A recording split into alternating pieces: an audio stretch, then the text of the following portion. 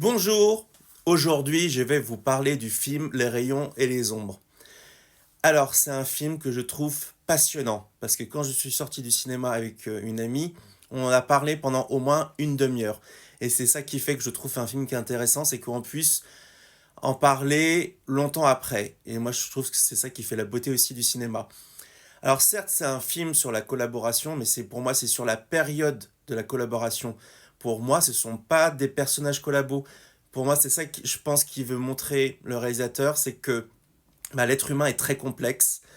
Le personnage du Jean Dujardin, quand il a son journal pendant l'occupation, les éditos, il ne fait jamais d'éditos antisémites. Il y en a un dans la rédaction qui veut le faire, il dit non, ça je veux pas.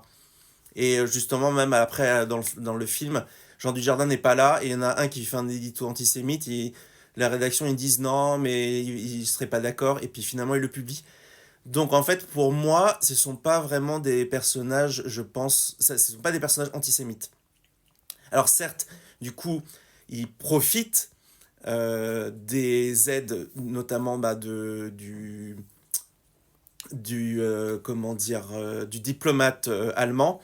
Ce que je veux souligner aussi, c'est le Jean Dujardin est absolument formidable parce qu'il déploie une palette d'émotions incroyables et justement toute la complexité du personnage et de la situation. La jeune actrice, pour moi, c'est une jeune Adjani. Elle est époustouflante, d'une sincérité désarmante. L'acteur qui joue l'ambassadeur allemand aussi, il est incroyable. C'est un trio d'acteurs vraiment incroyable. Pour moi, ça va être le favori, je pense, des Césars.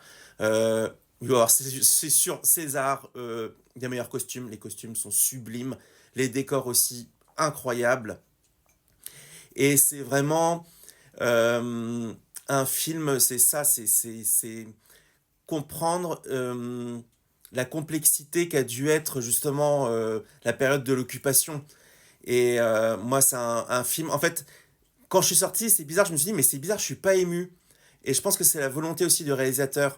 C'est-à-dire que, en fait, on s'attache pas aux personnages parce que justement, ils sont un peu ambigus, mais en même temps, apparemment, ils avaient pas conscience de ce qu'ils faisaient, malgré ils buvaient du champagne. Alors, ils fument pendant tout le film. Mais bon, ça, je pense que c'était aussi la mode. Ils fument pendant tout le film, tout le temps.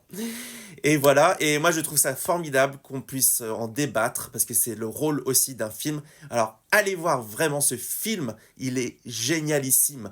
Voilà, je vous dis à bientôt.